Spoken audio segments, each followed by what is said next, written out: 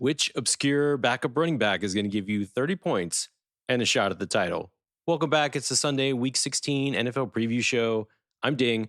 We're going to take a look at each game this weekend, but here's what we're going to do. It's a little bit different. We're not going to talk about the big players out there that you're obviously going to start. We're going to look at RB2s, wide receiver 2s, wide receiver 3s, guys you're on the fence about, or maybe starters that are a little bit banged up, and we'll wonder if, that backup is going to give you 30 points. So we'll talk about that. Let's check in on the injuries that we're monitoring right now. Who's out right now? Cade Otton, Garendo, that's huge. Leggett, Pierce, Benson, Kamara, another huge one. Carr, and Tillman. Now, we had a couple guys didn't practice on Friday, giving us a little bit of fits here. MVS, he's questionable. Myers, Pollard, he's a big-time questionable. And Waddle is doubtful. Now, we had some limited guys. Strange, Ertz, Tyreek Hill, that's a big one. Shepard, London, Tracy, Coker, Neighbors, Njoku, Samuel. A lot of these guys are questionable. I think they're going to play, but we'll talk a little bit more about some of these. All right, let's take a look at the early window, starting off with the Lions at the Bears. Now, the Lions are pissed. They lost to the Bills at home. They're going into Chicago. They're looking to give a beatdown. Now, the loss of David Montgomery is huge. Obviously, you're not going to play him. Gibbs becomes a premium start. The real question is, which backup running back do I play? And the answer is neither. The rest of the guys, obviously, you're going to start. Now, given the state of the Lions defense, a lot of injuries, I think Caleb Williams is actually a decent play this week. He's probably going to throw the ball about 45 times. He might get a couple of touchdowns. He might give you 20, 25 points PPR. That's decent, obviously. But who I do not want to start is the running backs on the Chicago Bears. Right now, Swift, yeah, he's going to play. Rashawn Johnson, he's back. So, again, is Johnson going to vulture a touchdown from Swift? Is Swift only going to get 10 carries and Rashawn Johnson gets 10 carries like we had been seeing previously? That's just a mess. You need to stay away from that. The next game, the Giants go into Atlanta. They're going up against the Falcons. Both these teams are out of it, all right? I mean, Penix is starting for the Falcons, for crying out loud. Tracy, he's questionable. Singletary's been vulturing him lately and getting all the touchdowns. I don't think Tracy is startable, and you're still going to have to wait until 90 minutes prior to see if he's going to play. Neighbors, obviously, must start. But that's it. I mean, if Tracy doesn't play, Singletary becomes huge. If Tracy plays, I still think Singletary takes his touchdown. Penix, he's a wild card. I don't really think he's going to impact his wide receivers in a positive way. I think London and Mooney are going to see a couple of targets drop off there. I think Bajan is going to have a great day. What I do think is this is an interesting situation for Pitts because young quarterbacks, who do they look for? Tight ends and running backs to dump it off. So Pitts, he might actually have a decent game here. All right, moving on to the Browns versus the Bengals. DTR is starting. That's an entire downgrade for the entire Browns team. It's just awful. I'm actually sitting Judy this week. With Tillman out, you would think, hey, I would play Judy. Nope, not going to do that. DTR is awful. Njoku's questionable right now, but if he plays, he really has the best chance to shine in this game. Ford does too. Again, young quarterback, needs to dump it off. He needs to throw it only short distances because he doesn't want to embarrass himself and get himself pulled, and then Winston comes back in. That would be terrible. Cincinnati, yeah, you're going to start everyone, but Cleveland does have a tough defense, so there's probably going to be a drop-off in targets and expected points, but they're favored by 9. There's a danger this gets out of hand early, and Chase and Higgins end up sitting. Obviously, you're not going to sit Chase and Higgins, but you could get hosed here in the fourth quarter. Just keep that in mind. The next game is the Titans at Indianapolis. Pollard, he only got like 10 touches. I think Spears is actually the better play here because Pollard, even if he plays, is a reduced workload, and he could just re-injure himself again. Spears looks healthy, and I think, based on the negative game script, he's going to become a PPR hog, so I would stick with Spears here. I'm not sure I'd start Pollard. Rudolph, however, will not be bringing toys to everyone on the nice list. Starting Mason Rudolph hurts everyone on the team, but what he doesn't hurt is the Indy defense, and I think they have a good chance at a pick 6 here. They're a decent play in a pinch if you need it. Richardson, JT, and the rest of the Indy starters, they can produce in this game, so I would play them with confidence. Rams at the Jets, you're going to start all the Rams players, except for Higbee. I don't think he's really ready for prime time yet. On the flip side, Rodgers, he's actually startable here. I think this could potentially be one of his final games ever. Okay, that makes him and Adams premium start along with Wilson.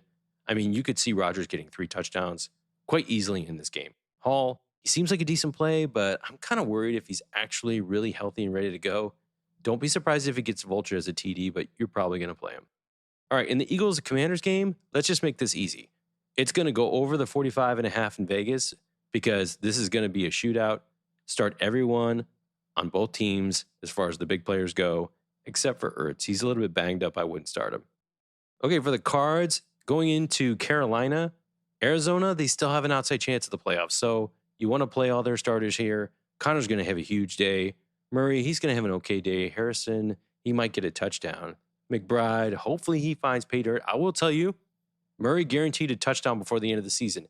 It's probably going to come in this game. Obviously, if you're a McBride owner, you're starting him anyway, but I'm calling a touchdown for him. It's overdue. For Carolina, Coker's banged up again.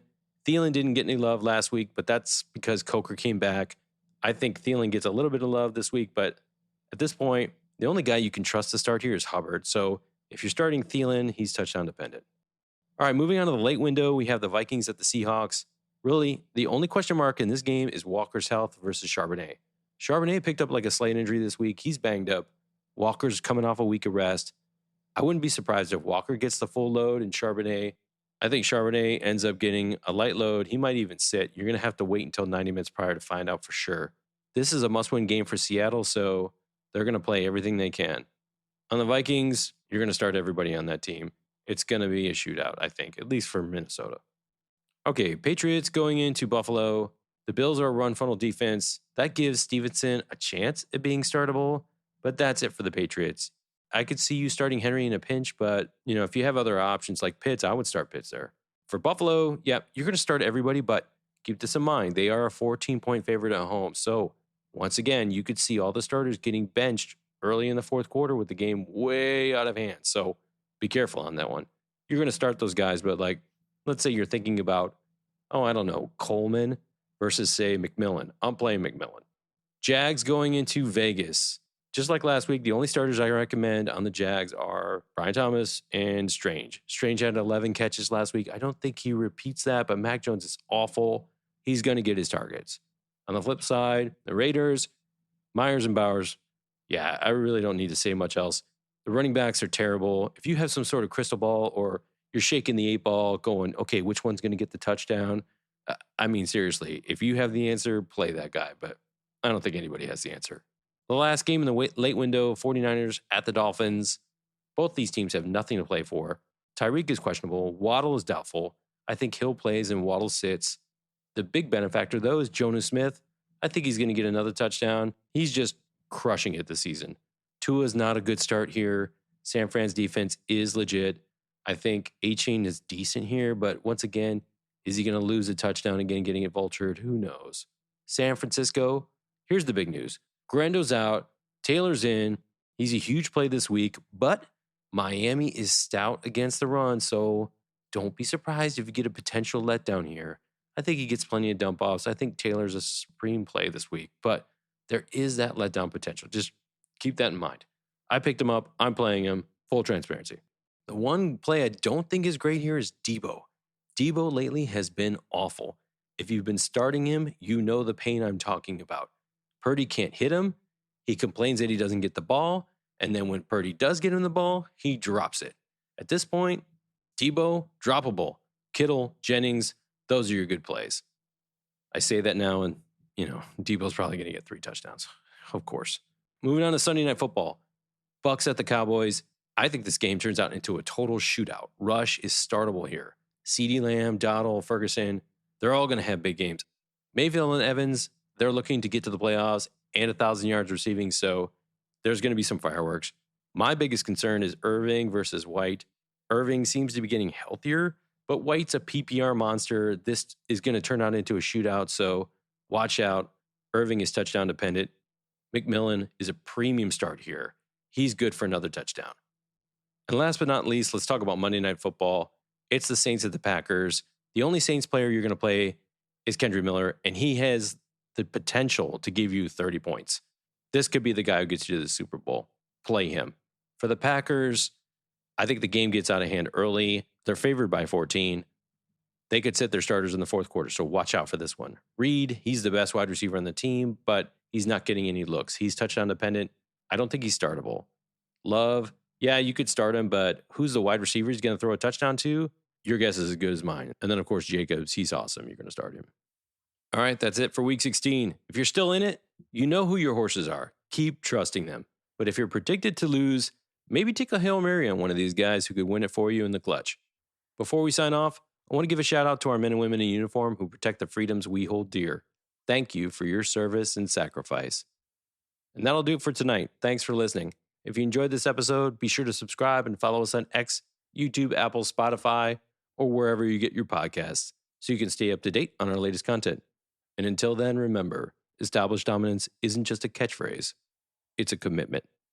Are you ready?